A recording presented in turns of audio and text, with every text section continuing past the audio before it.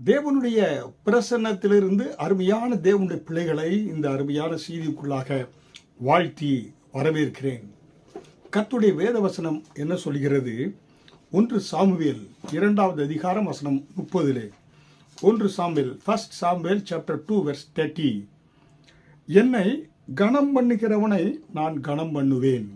தேவன் இங்கே ஒரு வாக்குத்தத்தம் கொடுக்கிறார். என்னை கனம் பண்ணுகிறவர்களை நான் கனம் பண்ணுவேன். ஹல்லேலூயா. அருமையான தேவனுடைய பிள்ளைகளே, கனம் என்பது மரியாதை, மதிப்பு, அவர்களுக்கு நம்ம முக்கியத்துவம் கொடுப்பது என்று நம்ம பார்க்கிறோம். நம்ம அலுவலகத்தில் இருக்கக்கூடிய நம்முடைய கம்பெனி முதலாளியுடைய பாஸ் வருகின்ற பொழுது எழுந்திருந்து அவருக்கு மரியாதை செலுத்துகிறோம். அப்படி என்றால் அவரை நம்ம கனப்படுத்தக்கூடியவர்களாக நாம் இருக்கிறோம். அவர் வருகிறார், அவரை நம்ம கண்டுக்கிறது இல்லை, பார்ப்பதில்லைன்னா அவர் அவமதிப்பதற்கு அர்த்தம். அதனால்தான் தேவன் என்ன சொல்கிறார்? என்னை கனம் பண்ணவர்களை நான் கனம் பண்ணுவேன். ஹல்லேலூயா. அப்படி என்றால் தேவனுக்கு பிரியமானது. இப்போ அலுவலகத்திலே அதிகாரி வருகின்ற பொழுது எல்லாம் ஒபீடியண்டாக இருக்கிறாங்க, வேலையை நல்லா செய்கிறாங்க அப்படின்னாக்க அவரை வருகின்ற பொழுது அவருக்கு மரியாதை செலுத்தும் பொழுது அவருடைய எண்ணத்தை, விருப்பத்தை நீங்கள் செய்யக்கூடியவர்களாக இருக்கிறீங்க. எம்ப்ளாயருடைய எண்ணத்தை எம்ப்ளாயி ஆகிய நீங்கள் செய்யக்கூடியவர்களாக இருக்கிறீங்க. அந்த கண்ணோட்டத்தோடு நாம் பார்க்கின்ற பொழுது நம்முடைய தேவன் அவருடைய எண்ணம், விருப்பம், ஏக்கம் எல்லாம் என்ன என்றால் இஸ்ரவேலை ஆசீர்வதிப்பதே கர்த்தருக்கு பிரியம் என்று வேதத்திலே நாம் பார்க்கிறோம். ஹல்லேலூயா. அருமையான தேவனுடைய பிள்ளைகளே, தேவன் அவருடைய பிள்ளைகளை ஆசீர்வதிப்பதுதான் அவருடைய பிரதான நோக்கம், எண்ணம். ஜனங்களை விரும்புகிறார். அதனால்தான் சொர்க்கத்தை விட்டு இந்த பூமிக்கு இறங்கி வந்தார். ஹல்லேலூயா. அப்போ தேவனுடைய விருப்பம் என்ன? ஜனங்கள் ஆசீர்வதிக்கப்பட வேண்டும், ஜனங்களோடு உறவாட வேண்டும், ஜனங்களை அவர்கள் தனக்கு ஆராதனை செலுத்த வேண்டும். தான் தன்னுடைய ஆசீர்வாதங்களுக்கெல்லாம் ஊற்றுக்காரணர் என்பதை ஜனங்கள் அறிந்து கொள்ள வேண்டும் என்று பிரியப்படுகிறார். அப்படி இந்த பூமியில் உள்ள ஒவ்வொரு மனிதனும், ஒவ்வொரு விசுவாசியும் என்னுடைய ஆசீர்வாதங்களுக்கு காரணகர்த்தா கர்த்தர் ஒருவரே. என்னுடைய நன்மையான இந்த ஈவும் பூரணமான இந்த வரமும் ஜோதிகளின் பிதாவினிடத்திலிருந்து இறங்கி வருகிறது என்று யாக்கோபு 1வது அதிகாரத்தில் பார்க்கிறோமே. அப்போ நம்முடைய நன்மையான ஈவு, நம்முடைய பூரணமான இந்த வரமும் பரத்திலிருந்து, தேவனிடத்திலிருந்து நமக்கு வருகிறது என்ற அந்த உணர்வு ஒவ்வொருவரும் இருக்கணும். என்னுடைய ஆசீர்வாதத்துக்கு காரணம் என் தகப்பனாகிய கர்த்தர், அவரிடத்திலிருந்து எனக்கு ஆசீர்வாதம் வருகிறது.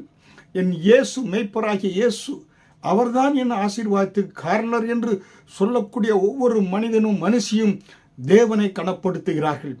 என்னை கனப்படுத்துகிறேன், என்னை கனம் பண்ணுவேன் என்று சொன்னாரே. அந்த வேத வசனத்தின்படியாக நீங்கள் கர்த்தரை கனம் பண்ணக்கூடியவர்களாக மாறுறீங்க. ஹல்லேலூயா. அது மட்டுமல்ல, உன் பொருளினாலும், நீதிமொழிகள் 3வது அதிகாரம் வசனம் 9 முதல் 10, புரோவெர்ப்ஸ் சாப்டர் 3 வெர்ஸ் 9 to 10. உன் பொருளாலும் உன் எல்லா விளைவின் முதற்பலனாலும் கர்த்தரை கனம் பண்ணு, அப்பொழுது உன் களஞ்சியங்கள் பூரணமாய் நிரம்பும், உன் ஆளிகளில் திரட்சரசம் புரண்டு ஓடும். பாருங்க, அடுத்த கணத்தை சொல்றார் பாருங்க. கர்த்தரை கனம் பண்ணுவதுனா உன் பொருளாலும் உன் எல்லா விளைவின் முதற்பலனினாலும் கர்த்தரை கனம் பண்ணு.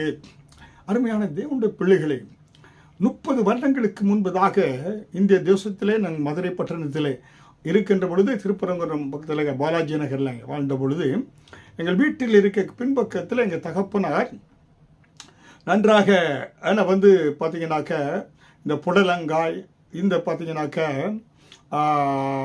இந்த பிட்ருக்காடு, ஏன்னா இதெல்லாம் அங்கே நல்லாக விளைவிப்பாங்க. புரியுங்களா? பின்னால் ஏன்னா அதற்கு நாங்கள் தண்ணி ஊற்றுவதில் வீட்டில் இருக்கக்கூடிய அந்த பார்த்தீங்கன்னா கிச்சனில் நம்ம கழுவக்கூடிய பாத்திரங்கள் எல்லாம் அந்த தண்ணீர், அங்கே கழிவு தண்ணீர் போகும். அதில் அந்த புடலங்காய், அதே போல் என்ன பார்த்தீங்கன்னாக்க இந்த பாகக்காய் எல்லாமே வளரும் நன்றாக. அப்படி வளர்கின்ற பொழுது அந்த காய்களை எடுத்து முதற் பலனை சென்று நாங்கள் பெந்தகோஸ்தே திருச்சபை இல்லை உறுப்பினர்களாக இருந்ததினாலே விசுவாசிகளாக அங்கே சபையிலே போய் நம்ம கொடுப்போம் முதற் பலனை. அப்போ பாரு இன்னும் நன்றாக அந்த செடிகள் வளரும். புரியுங்களா? அப்போ ஆண்டவர் என்ன சொல்கிறாரு வேத வசனத்தில் உபாகமம் 3:9-10 உன் பொருளாலும் உன் எல்லா விளைவின் முதற் பலனாலும் கர்த்தரை கனம் பண்ணு. அருமையான தேவனுடைய பிள்ளைகளை, எங்கள் குடும்பத்தில் எங்கள் தகப்பனார் என்னுடைய முதற் பலன் எங்கள் அண்ணன் அவர்கள் கர்த்தருடைய ஊழியத்தை செய்து கொண்டு வருகிறார்கள். அதே போல் என் மாமனார் குடும்பத்திலே என முதற் பலன் என்னுடைய மனைவி பாஸ்டர் ஷீலா அவர்களும் கர்த்தருடைய ஊழியத்தை என்னோடு செய்து கொண்டு வருகிறார்கள். எங்களுடைய அருமையான மகன் அலன் பிரைட் அவர் மட்டுமில்லா பிராங்க்லின் கிறிஸ்டி எல்லாருமே கர்த்தருடைய ஊழியத்தை செய்து கொண்டு வருகிறார்கள். அப்படி என்றால் அது கர்த்தரை கனம் பண்ணுவதற்கு அர்த்தமாக இருக்கிறது. அல்லேலூயா. அப்படி நீ கனம் பண்ணுகின்ற பொழுது உன் பொருளாலும் விளைச்சலினாலும் அவரை கனம் பண்ணுகின்ற பொழுது உன் களஞ்சியங்கள் பூரணமாய் நிரம்பும், உன் ஆலைகளில் திராட்சரசம் புரண்டோடும். இதுதாங்க ஆசீர்வாதம். ஆசீர்வாதத்தின் ரகசியம் என்ன? நான் கர்த்தரை கனம் பண்ணுவேன். என்னுடைய ஆலயத்துக்கு நான் செல்கிறேன், கர்த்தரை கனம் பண்ணேன். என் வேலை இடத்துல நான் கர்த்தரை கனம் பண்ணுவதற்காக வேலை செய்து கொண்டிருக்கிறேன். வேலையில் உண்மையுமா இருப்பேன். என்னுடைய எஜமானன் என்னுடைய முதலாளி அல்ல, கர்த்தர் தான் என்னுடைய வேலைக்கு எஜமானன். அவர் என்னை நோக்கி பார்த்து கொண்டிருக்கிறார் என்று உண்மை உத்தமாக நீங்கள் வேலை செய்யுங்க. வேலை இடத்துல உங்கள் முதலாளி உங்களை கவனித்து கொண்டே இருப்பார். உங்களை அங்கே ப்ரொமோஷன் இன்க்ரிமெண்ட்டை கொடுத்து உங்களை அந்த மக்கள் மத்தியில் கனம் பண்ணுவார். அல்லேலூயா. அதனால் அருமையான தேவனுடைய பிள்ளைகளே, தேவனுக்கு பிரியம் என்ன? அவருடைய இருதயத்துக்கு ஏற்ற மகளாக நீங்கள் வாழணும். துதிக்கணும், ஆராதிக்கணும், வேதம் வாசிக்கணும். கர்த்தர் தான் என்னுடைய ஆசீர்வாதத்தின் ஊற்றுக்காரனர் என்பதை நீங்கள் தெரிந்து கொள்கின்ற பொழுது என்னை கனம் பண்ணுவீர்கள், நான் கனம் பண்ணுவேன் என்று வாக்கு கொடுக்கிறாரே, அந்த வாக்கின்படியாக உங்களையும் உங்கள் குடும்பத்தையும் கர்த்தர் ஆசீர்வதித்து உயர்த்துவார், கனப்படுத்துவார், மேன்மைப்படுத்துவார். நீங்கள் குறைவுபட்டு போவதே கிடையாது. உங்கள் பாத்திரம் நிரம்பி நிரம்பி நிரம்பி வழியும்.